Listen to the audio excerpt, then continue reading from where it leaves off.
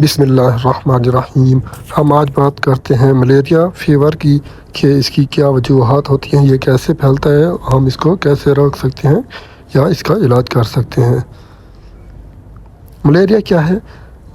It is an infection of liver and RBC caused by plasmodium. Malaria हमारे जिगर और RBC में infection पैदा करता है, एक पैरासाइट जिसे हम प्लाज्मोडियम कहते हैं, उसकी वजह से। तो आप देखते हैं स्पीशीज़ कौन सी हैं जो मलेरिया काज करती हैं। There are 5 species of plasmodium. Number 1 is plasmodium falciparum. This is the most common and most dangerous of plasmodium. And number 2 is Plasmodium vivax. Number 3 is Plasmodium ovale. Number 4 is Plasmodium malari. And number 5 is Plasmodium knowlesi.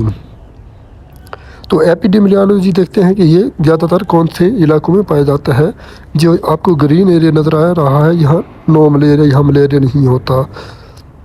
और जो high risk countries हैं वो हमने yellow से वो किए हुए हैं, हाईलाइट किए हुए हैं। तो जो मलेरिया है 400 मिलियन पीपल को हर साल अफेक्ट करता है, जिनमें से 2 मिलियन की डेथ हो जाती है हर साल में। रिस्क फैक्टर हम देखते हैं कि रिस्क फैक्टर इसके क्या हैं, ये कहाँ पे किन लोगों को ज़्यादा अफेक्ट करता है। Travelling to area where malaria is common, उन जगह पे जाना जहाँ मलेरिया कॉमन है, हमें मलेरिया हो सकता है। दूसरा है प्रेग्नेंट फीमेल में, जो प्रेग्नेंट वोमेन है उनमें भी मलेरिया के होने के चांस ज़्यादा होते हैं। और जो बच्चे 5 साल से कम हो उनमें भी ज़्यादा हो सकता है। HIV और एड्स के पेशेंट में रिस्क फैक्टर हाई होते हैं। Vector of malaria से मुराद any agent which carries and transmit an infection pathogen into another living organisms। इसका मतलब है कि वेक्टर एक ऐसी चीज़ होती है जो इन्फेक्शन एजेंट को एक जिंदा जानदार से दूसरे जिंदा जानदार में मुंतकिल करते हैं। Female anopheles mosquito is a vector of malaria. ये है लाइफ साइकिल ऑफ मलेरिया। इसमें देखें कि हमें मलेरिया ने स्किन पे काटा,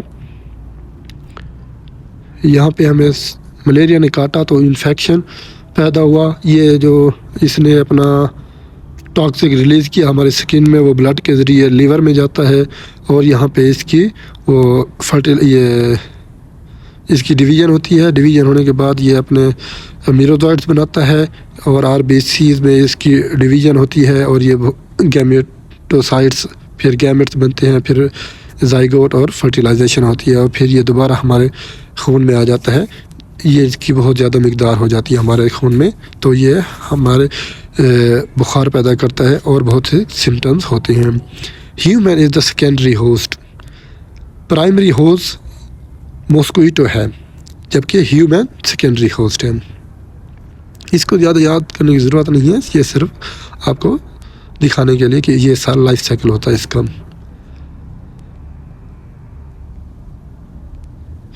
इनक्यूबेशन पीरियड क्या होता है?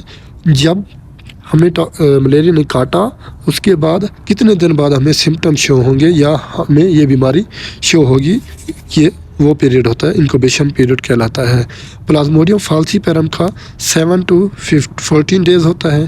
प्लाज्मोडियम वाइवैक्स का 12 से 17 दिन होता है, जबकि प्लाज्मोडियम ओवेल 9 से 18 दिन में हो जाता है। प्लाज्मोडियम मलेरी 13 to 40 दिन। साइन एंड सिम्टम्स की बात करते हैं। जब हमें बुखार शुरू हो जाता है, बहुत ज़्यादा बुखार होता है, स्वेटिंग होती है, पसीना भी आता है ना, बुखार के साथ पसीना आता है और सर्दी लगती है, तो ये मोस्ट कॉमन सिम्टम्स हैं मलेरिया के।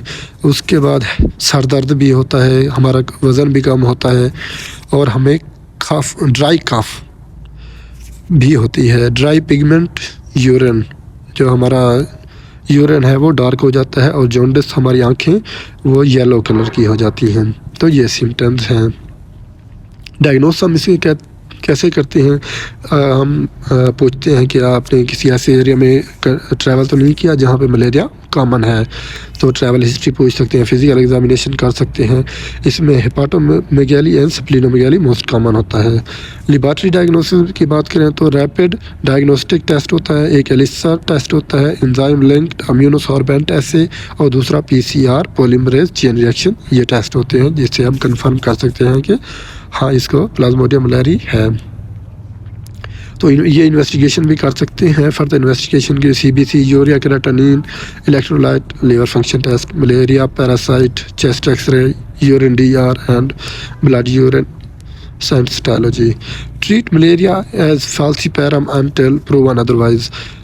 जब तक हमें पता नहीं चल जाता कि ये कौन सा मलेरिया है तो हम ट्रीटमेंट प्लाज्मोडियम फाल्सिपेरम की दे सकते हैं। प्रेग्नेंट वुमेन हो तो uncomplicated plasmodium falciparum should be treated as. First trimester में हो तो क्यूनिन देते हैं, सेकेंड और थर्ड ट्राइमेस्टर में हो तो ACT में देते हैं। कॉम्बिनेशन थेरापी होती है इसकी आल्टीमेथर की। प्रिवेंशन कैसे कर सकते हैं हम? स्लीप अंडर मॉस्किटो नेट्स, ये जो बेड पे आपको नेट दिख रहा है इसमें भी हम सो सकते हैं। स्टैग्नेंट वाटर से हम अवॉइड कर सकते हैं, जो पानी खड़ा हुआ होता है हम उसे यूज़ नहीं करेंगे। मॉस्किटो ये जेल होती है वो भी यूज़ कर सकते हैं। और कवरिंग द लिम्स में अपने जिस्म को ढांप के भी हम इससे बच सकते हैं। तो ये ट्रीटमेंट है प्लाज्मोडियम वाइवैक्स, प्लाज्मोडियम फाल्सिपेरम, ये अलग-अलग है। एक प्लाज्मोडियम वाइवैक्स और प्लाज्मोडियम मलेरी की 2 इकट्ठी हैं, क्लोरोक्विन से ये ठीक हो जाते हैं, प्लस प्रिमाक्विन देते हैं इसमें। और जबकि प्लाज्मोडियम फाल्सिपेरम है इसमें एक क्लोरोक्विन रेजिस्टेंट होते हैं और कुछ क्लोरोक्विन सेंसिटिव होते हैं। जो क्लोरोक्विन रेजिस्टेंट होते हैं ना उनको हम क्लोरोक्यूनिन देते हैं, मोक्सिफ्लोक्सासिन देते हैं, सल्फाडोक्सिन देते हैं और पायरामेथामिन दे सकते हैं। और जबकि क्लोरोक्विन सेंसिटिव जो शख्स होते हैं उसको हम क्लोरोक्विन दे सकते हैं। Thank you so much for listening. Please subscribe my YouTube channel.